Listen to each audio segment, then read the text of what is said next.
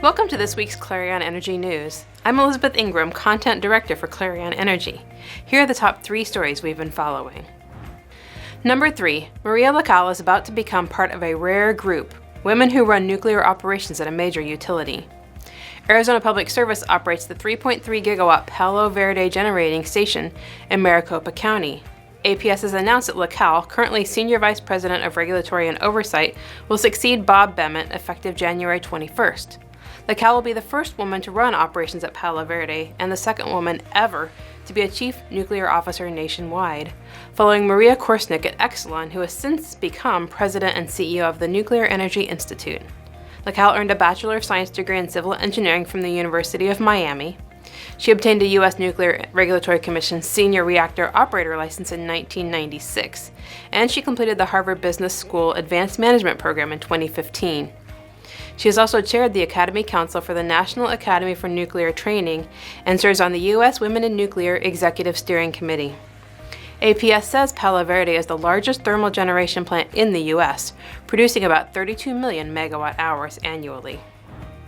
Number 2, it is being reported that the Federal High Court in Ethiopia has charged 50 people with corruption and alleged misuse of public power with relation to the 6,450 megawatt Grand Ethiopian Renaissance Dam, or GERD.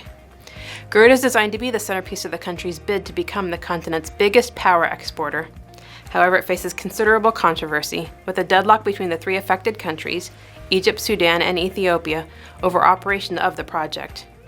The charges were filed December 27th during the 4th Anti-Corruption Bench, and they say that Metals Engineering Corporation and Ethiopian Electric Power signed a $160 million contract in 2007 to clear the forest around the project site and make the land ready. However, the contractual agreement is poorly done, and EEP employees are accused of failing to take managerial action for the poor job. They are reported to have endorsed full payment for the job, which was accomplished by only about 30%, and embezzling more than $35 million in public resources. The charges also allege that METEC officials partnered with the EEP officials to embezzle the allocated budget for the forest clearing work. And a METEC official is accused of paying $17 million to 37 construction contractors for jobs that were partially and poorly executed, with legal procurement procedures not followed. And now our top story. The Maine Land Use Planning Commission staff has concluded that a proposed $1 billion transmission line to bring Canadian hydropower to the New England grid meets land use regulations. The recommendation comes ahead of a January 8th meeting of the Commission, which tabled a previous discussion after a debate over whether a remote pond would be harmed. Central Maine Power later amended its proposal to avoid the pond at a cost of about $1 million. CMP's New England Clean Energy Connect would allow up to 1,200 megawatts of Canadian hydropower to reach the regional power grid to meet Massachusetts' green energy goals.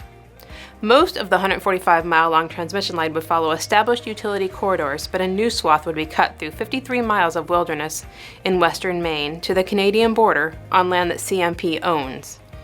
Critics who are pressing for a statewide vote said the Commission staff recommendation, quote, devalues the importance of preserving Maine's natural, scenic, and recreational resources.